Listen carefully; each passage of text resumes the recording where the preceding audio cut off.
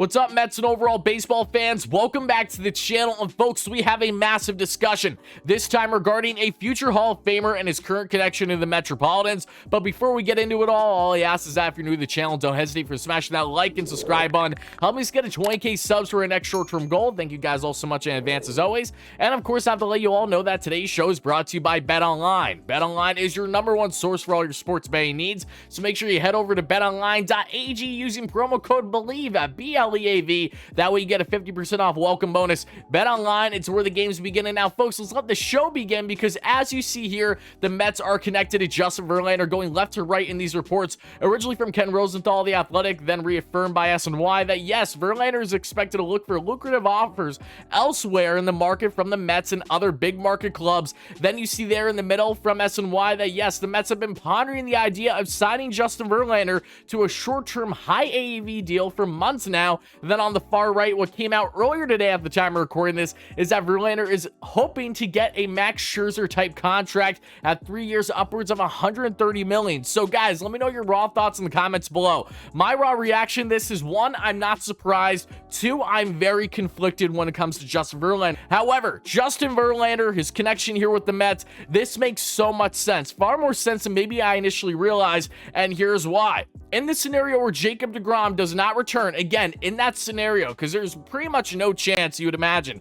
that Justin Verlander signs with the Mets, even if the Mets bring Jacob deGrom back. It's pretty much one or the other here. Carlos Rodon, same thing is applied to him that we discussed in a recent video when the Mets were originally connected to him. And the point here is that if you bring him in, he may be the best option out there should you lose out on Jacob deGrom. If he say signs a 4 or 5 year deal to the Texas Rangers or whoever, and the Mets aren't comfortable with that, JV on a short-term high AAV deal fits the role for what Steve Cohen is looking for in this win-now mentality. They're already 2 years in this supposed 3 to 5 year window. They signed Max Scherzer to that record-breaking contract last offseason, a veteran who had a phenomenal year for the Mets, but unfortunately fell short in the 2 biggest starts down the stretch against the Braves and then the wild card in which I was in attendance. That was beyond unfortunate. Besides the point, the Mets, they know that if there's one thing that they have an upper hand on in free agency, it is the dollars that they are working with. Steve Cohen is going to be willing to go over the luxury tax. To what extent, we'll soon find out. However, with the JV, who does not have an option tagged to him, that being in a compensation pick,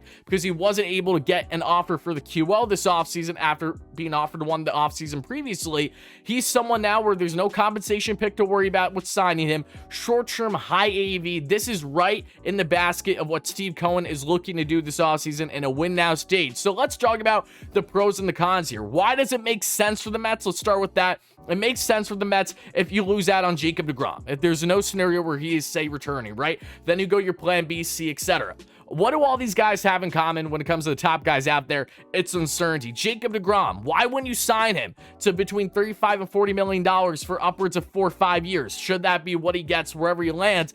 It's because of his health uncertainty. Why wouldn't you sign Justin Verlander to, say, an upwards of a 3-year deal? Well, it's because of the fact that the guy's going to be 40 in a couple months, and you know he's going to regress at some point. You know that the amount of innings he's going to be eating are going to continue to dip lower and lower as he gets older. How reliable is he going to be next year? You look at Carlos Rodon, why wouldn't you want to pay north of $30 million per year on a multi-year deal, potentially upwards of 4 or 5 years? It's because he too has health uncertainty. So all these guys have their rightful criticisms of being for going in on them and being against going in on them. However, for the Mets in this short-term notion of a win-now stage, what is more important to them? Is it potentially going 4 upwards of 5 years on Jacob deGrom, or is it focusing on that same type of AAV value on a Justin Verlander in this win-now stage? But let's now get to the kind of coincidences between himself and Max Scherzer. You look at Max, he signs with the Mets on that record-breaking deal, right? He comes off of his best season in his career, ERA-wise.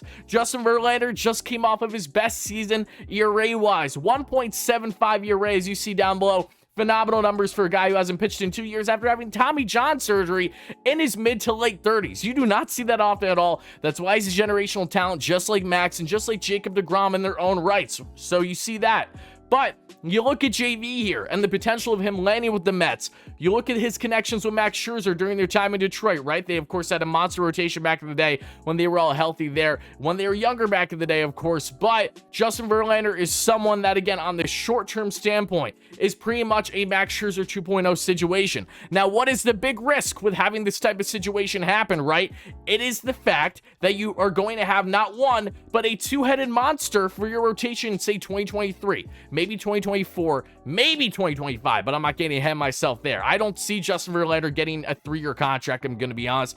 2 makes sense. Maybe a 30-year option like Max, but definite 3, I find that hard to believe, right? But do you want to do a bet of upwards of $40 million per year for both Max Scherzer and Justin Verlander for 2023 when you guys have both at around the age of 30, and you know that they're going to continue to regress as they get older at some point? It's going to happen. The matter is when, right? That's the huge question with these guys.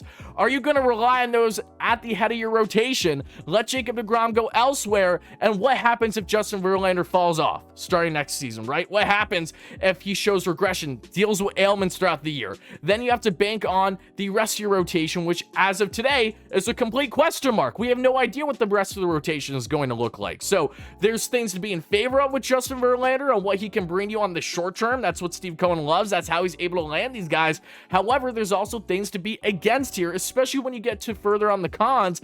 Jacob deGrom is exactly what we believe he can be when looking at Max Scherzer and Justin Verlander. If you don't get what I'm trying to say here, it's the fact that these are guys in their late 30s, still some of the most dominant pitchers in the game today. Verlander's going to win Cy Young this year. We all know that for a fact, right? Coming out of the AL. Was an absolute stud in his age 39 season.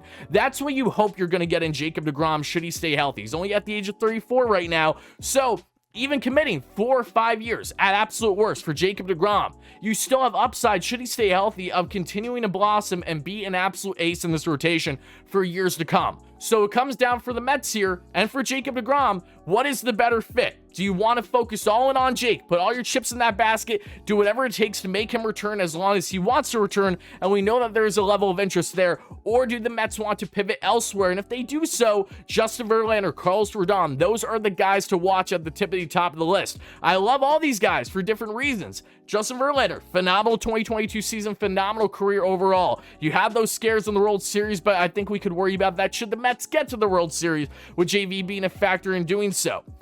What is the best certainty for the Mets here? There are all risks, no matter what route you go down. So it's going to be up to the Mets to figure out truly what is best for them. I will say, however, I am not in favor of a Justin Verlander deal at 3 years, $130 million, nor do I think he's going to get that. And I will go on further to say that I think Justin Verlander is going to return to Houston. I will be surprised if he doesn't. And if he does not, it'll be obviously because he's gained a massive overpay from a Mets, from a Dodgers, from a Yankees, whoever it may be. That's the exact same reason why Max Scherzer came here. I love Max. He didn't show up when it matters most. That's something that he needs to build off of and be better next year. Still phenomenal campaign, but again, he has ailments. Justin Verlander, when is he going to really start to fall off a cliff, right? Is it going to be next year? It's going to be when he's 42? We don't know. A lot of uncertainties with the Mets, however. There's so much upside with each of these routes, and that's why it's going to be very exciting, really interesting to follow throughout the offseason on what the Mets are going to do and finalizing this rather uncertain rotation at the time of recording this. But guys, let me know your thoughts in the comments below.